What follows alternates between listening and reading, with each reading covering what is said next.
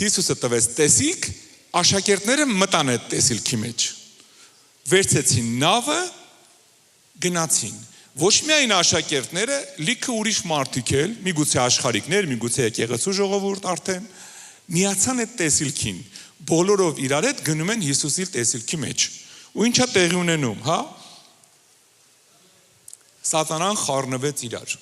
Գիտես, երբ որ Աստված տեսիլք կա տալի մեր կյանքում, սատանան միանգամից խառնվում է իրար։ Որովհետև ինքը լավ գիտի, եթե Աստված քեզ տվել է արի այից հասնենք B, դու դրա մեջ օրհնություն ունես։ Կատարելով Տիրոջ կամքը դու օրհնություն ունես։ Սատանան զզվում է, երբ որ դու օրհնվում ես, ենել երկնքից։ Ինքը կարող է քեզ օրհնի, որ կործանի, բայց որ երկնքից ես օրհնվում, զզվում է ինքը։ Ու ամեն ինչ անում է, որ խանգարի։ Սատանան խառնվեց իրար։ Եվ գրված է, երբ որ արդեն մտան Հիսուսի տեսիլքի մեջ, գնում են այդ ուղությամբ, քամի մեծ փոթորիկ էր լինում եւ ալիքները թափվում էին նավի մեջ, մինչեւ որ համարյա արդեն լցվում էր։ Պատկերացնում եք անհույս վիճակ։ Նավը ջրի մեջ։ Միանգամից փոթորիկ չգիտեմ որտեղից բարձացավ ու սկսեցին խորտակվել։ Անհույս վիճակ։ Ինչքան էլ դույլով փորձեն այդ ջուրը դատարկեն, բան չի օգնի, որովհետև ամեն ալիքը երևի 100-200 դուր ջուր է բերում։ Այդ դույլով ինչքան տարապեն, հա? Անհույս վիճակա, չգիտեն ինչ անեն։ Ինչ որ մեկի կյանքին նման է, չէ՞։ Մանավանդ այս վերջի ժամանակներս, ասեն որ փոթորիկա ու չգիտես ինչ անես։ 4 կողմից խառնվել էր, էլ ում ասես դիմում ես, ինչ ասես անում ես։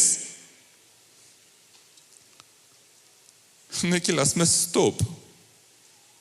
Բա Հիսուսը ուր է։ Այս իմ վիճակը Հիսուսը ուր է։ Չտենում։ Ուր է Հիսուսը։ Գիտես ուր է Հիսուսը։ Գրածա եւ ինքը նավի հետևի կողմում բարձի վրա քնած էր։ Լավ է, չէ՞։ Պատկերացնում եք իրավիճակը, բոլորը վազվզում են, Հիսուսը քնած է հանգիստ, էնել գիտես ինչ, իր կոմֆորտի մեջ։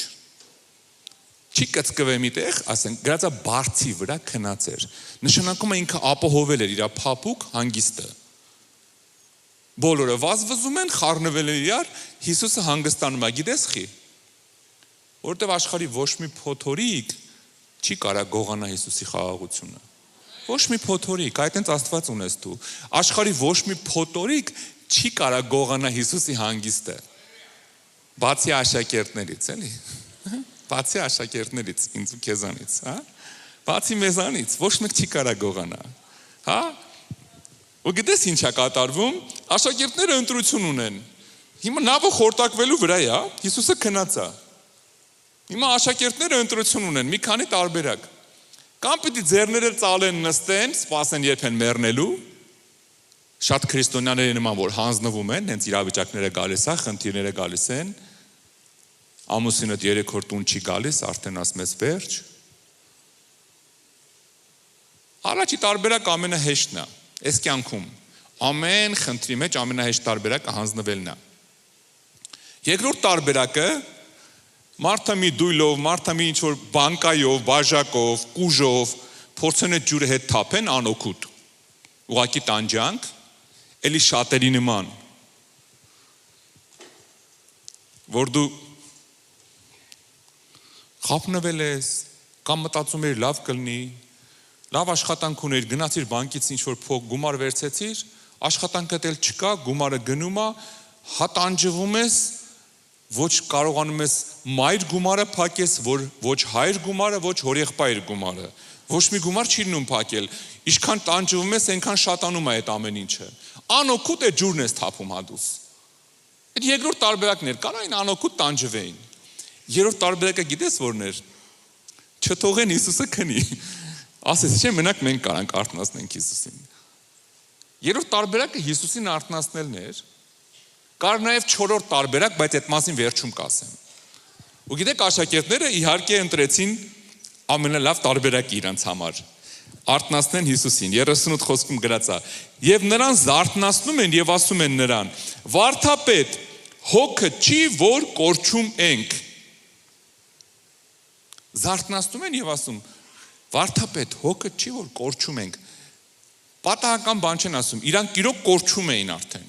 Երբ որ հասկացան, գիտեք, առաջի դույլը, որ լցվեց մեջը, չարթնացրեցին Հիսուսին։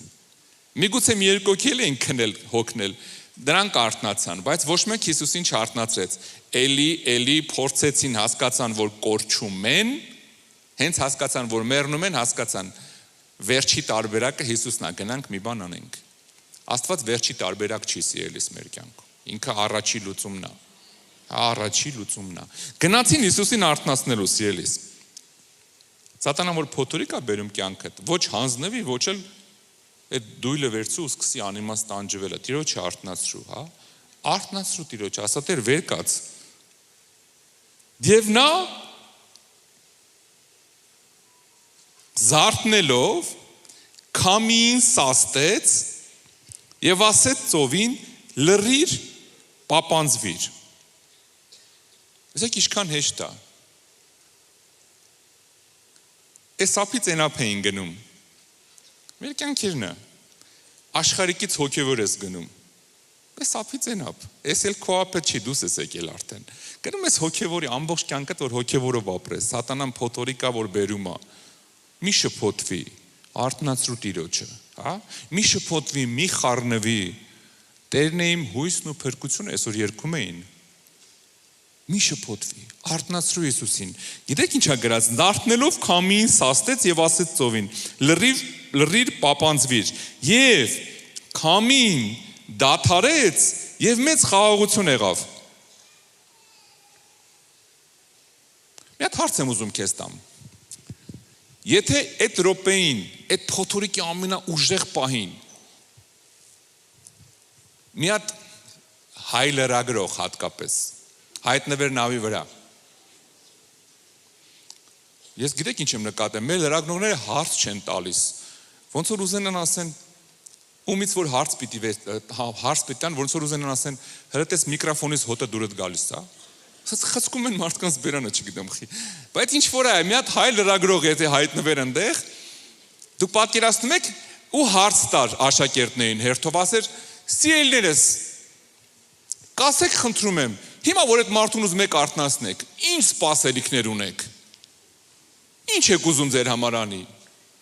Գիտես ինչ ասես կասեին։ Երկար, բարակ, դե երևի, չգիտեմ, ինքը ցենց մի տեսակ ասի Նավ գնա դեպի ափ, մեզ տանի արագ հասցնի ափ, սենց մի կես ժամից ափում կլնենք։ Պետրոսը կարող ասեր, գիտեք ինչ կա, ես գիտեմ ինքը փաստով գիտեմ, ինքը մի անգամ ջուրը գինի է դարձրել, արթնացնենք կարող է ջուրը օդ դարձնի, նավի մեջ էլ ջուր չմնա։ Հա, եթե գինի դարձրել է, օդ էլ կարա դարձնի, ցնդի գնա այդ ջուրը։ Ամեն մեկը մի տարբերակ կասեր, բայց ոչ մեկ չէր մտածի, որ այսքան հեշտ ու այսքան արագ է լուծումը։ Ոչ մեկ չէր մտածի, որ Հիսուսը կարթնանա մի վարքյանում, մի հատ կնայի ծովին կասի լռի, մի հատ կնայի փոթորիկին կասի ձենդ կդրի։ Ու ամեն ինչ կխաղաղվի։ Ոչ մեկ այսպիսի լուսում հաստատ չէր սպասում, հա։ Գիտեք ինչ է գրած Աստվածաշնչում։ Աստվածաշունչը հաճոյախոսության գիրք չի, շռայլաբանության գիրք չի։ Աստվածաշունչը ամեն բառը, գիտեք, մի 5000 բառի հետ կռիվ է տվել, որ տեղ անի, ստեղ, որովհետև մի հատ փուճուր գիրքը ամբողջ մարդկության պատմությունն ու փրկությունը մեջն է։ Պատահական բառեր չկան։ Սկզբից գրածա մեծ փոթորիկ եղավ, հետո գրածա երբ Հիսուսը սանձեց փոթորիկին, գրածա մեծ խաղաղություն եղավ։ Այդ մեծ բառերը հենց այնպես գրած չի։ Մեծ փոթորիկ եղավ, հետո մեծ խաղաղություն եղավ։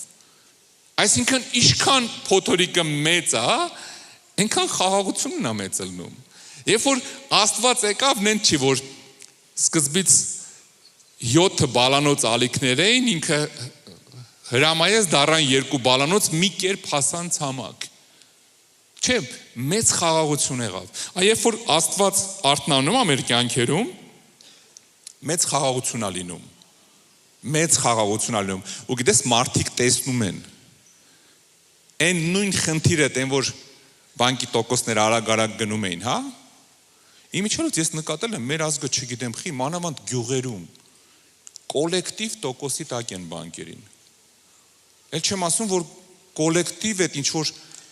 լոտոմոտոներ են խաղում ինտերնետով ու ես զարմացել եմ քուրիկները այդքան աղջիկները որ խաղում են ամբողջ ազգով խապել նստածել են այդ հիմարությունների վրա։ Բայց երբ որ Աստված է գալի ոչ միայն այդ Այդ քո խափնված, այն որ մտել ես այդ կարուսելի մեջ չգիտես ոնց դու զգաս, համ էդ է լուծում։